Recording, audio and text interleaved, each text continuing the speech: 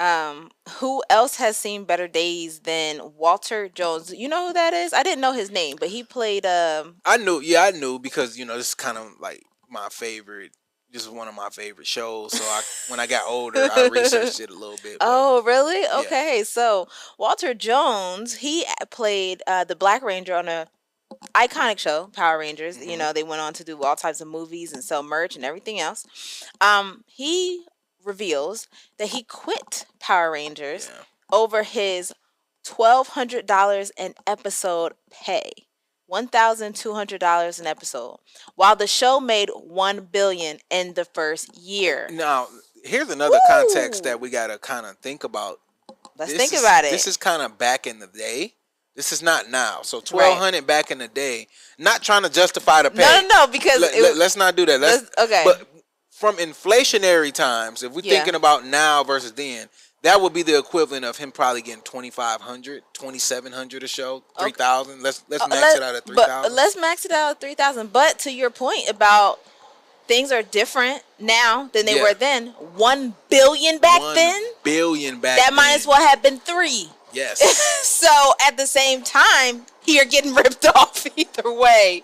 So yes, Walter Jones reflects on being in the iconic Power Rangers show, and he says the first season he wasn't even making that $1,200. Yeah. So the first season he was making, he goes about half that. I'm not Yeah. going to say the whole amount, but about half. Right. So if we round it up to just say 600, Mm-hmm. and then what they do 60 episodes. Yes, 60 episodes, which is also crazy. That's like working them kids like dogs. Yeah. I mean, because they were like, they running around you in a costume. Yeah, they were young at that time. They were probably like 18, 19, but dang, 60 episodes? yeah, they was working them. Man.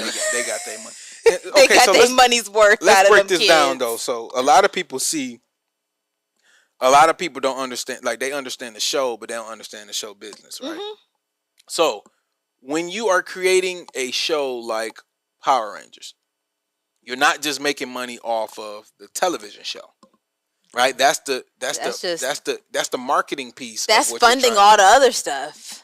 So even if the show doesn't make money, which in this case it did, even if the show itself doesn't make money, the real money is in the IP. So the copyright is the actual show that me and you like to watch, right? But the trademarks of the Power Rangers and all of that combined, when you package that up into toys, book bag, T-shirts, live events, right? All of the name, image, and likeness of all the characters, everything that we love about the Power Rangers, there's a ways to squeeze out profit, right? So that's how you can look at a number and say, how the fuck they make $1 billion the first year? But if it's a hit show, for one, it's one a kid show. It's one of those shows that go global. Yeah. Because you know how like certain shows is like, it's only a show in like black culture. It's going to be relevant for the different pockets. Yes. Of the community. And it's like, no, Power Rangers was, I mean, if you're a millennial, everywhere. You know that the Power Rangers was our bread and butter at one point. I mean, like you sat down on Saturdays and you watched the Power Rangers and you had a bowl of cereal and you watched the Power Rangers. And you had your little fort. I used to have me a little fort. Yes, I'm telling you. with your little blanket. Come on. Yes, come on now. Come on. Let's be for real. Let's do that, dog. Like I definitely used to have my fort, the soggy cereal. Yeah. All of that. Sitting there watching TV. So they made money. And so the second season is when they get a pay increase, but it only goes to $1,200. Mm-hmm. Now at this point, Power Rangers is in full flow. What is it? Flow state, right? And they're selling merch. And he goes on to say, Walter Jones, he's like, even if we all got like 1% of the merch, yes, that's like $10 million. Yeah, he'd be a multi-millionaire and never have to work a day in his life if they got 1% of the sales or the revenue of just the merch. Yes. Like we ain't talked about toys, we ain't talked about live events, we ain't talked about the actual DVDs or whatever that they were selling, the actual money they made from TV, the commercials, advertisements, all of that. We ain't talking about none of that. Just merch. So when you're thinking about these shows, and especially when like 3D animation and things like Avatar, And that's why, like, even with Avatar. The Netflix buying Warner Brothers, they got a lot of IP. And people think of like, man, I don't even watch those shows no more. It's not about you. It's about these kids, the next generation.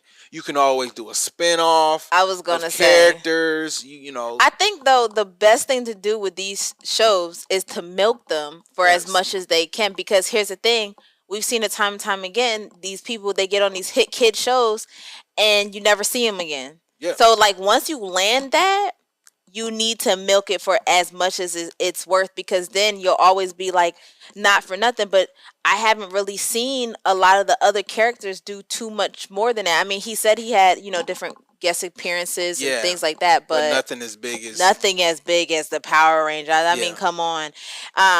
But he also said, now, do you know what SAG is? I've heard of it, but put me on game. Let me know.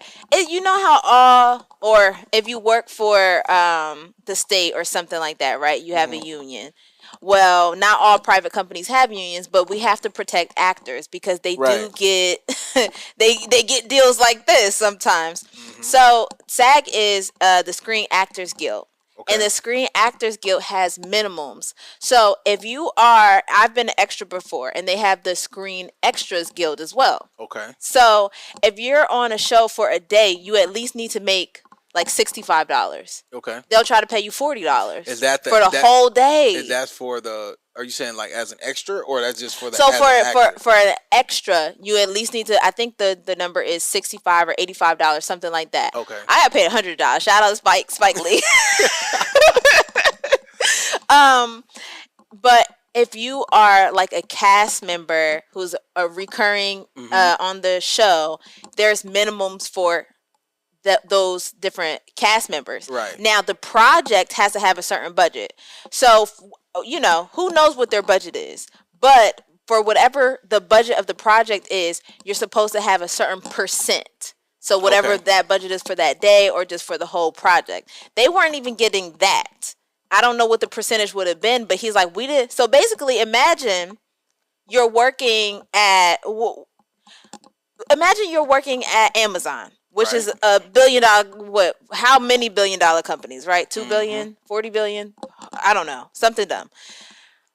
And they're paying at least Amazon, at the very least, and people say it's not enough, but at least Amazon is paying like over minimum wage. Yeah. What Walter Jones is saying is I'm funding, or not funding, but I'm a part of this huge company and I'm not even being paid minimum wage. So I did a quick Google search. So the SAG-AFTRA minimum rate scale, like you were talking about, for principal actors vary by budget. Yes. So exactly what you just said.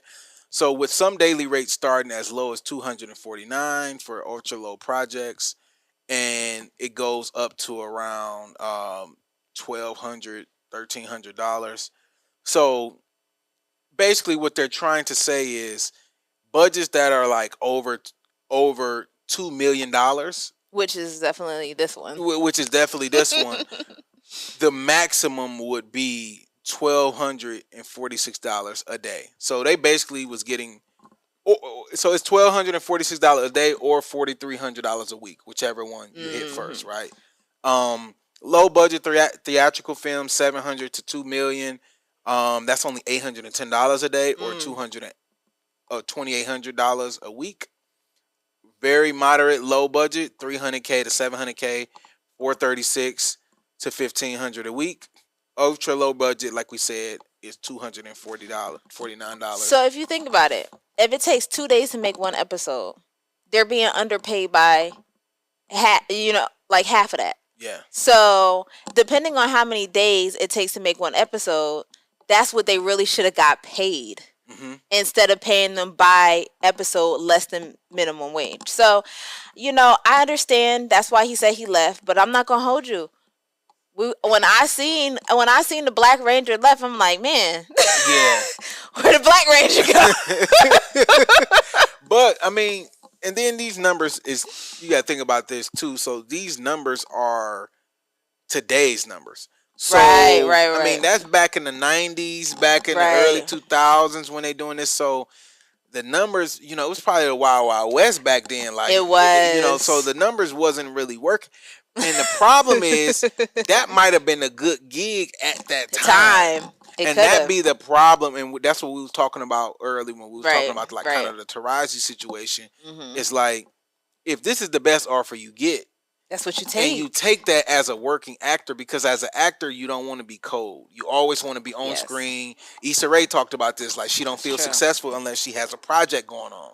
But sometimes it's best to be able to walk away, but that's counterintuitive to the goals that Hollywood puts out there. So it's kind of a chicken and egg situation. It's like, okay, do I say no and protect, and no, I know my worth? Well, now I'm not on screen. Now nobody not checking for me. Right. Or do I say yes, but then I end up iconic, but then I end up getting ripped off and not making no money, and the company make $1 billion in the first year. So would you have left? I mean, because 12, if we're doing the math, right? We did the quick math. If we do the second season, he made $1,200 times 60 episodes. That was $72,000 in the 90s. It was kind of living large. I'm gonna be honest. Here's the problem with life in general: is it's always relative. So if you ask somebody, would you want to make $200,000? Would you be happy with that?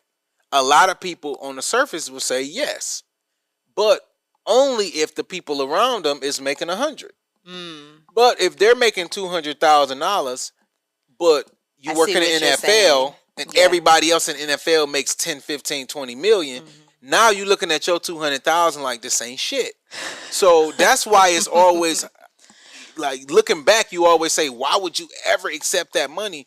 But that was good money. That's good money, and this is why I tell people not to share your wounds.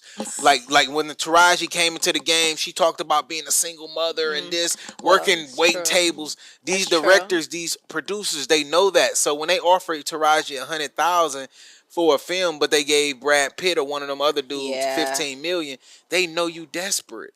They know you need that money. Listen to your story. Your whole story is you about being you being homeless and you sleeping in your car and you and your daughter, barely getting by, and that's the reason we love Taraji, because she grew through the roots of all of this, of course, problems. But you're also sharing that, oh, you need the money. You need this 150. Brad Pitt can walk away. You can't. Okay, well, I'm the chaplain of the culture, so I have to put it in a perspective of the people and who is most harmed by some of these antics. And let's be real, you're in a costume. We could put somebody else in a costume. Exactly. And so they're being predatory. Yes. I'm sorry, they are.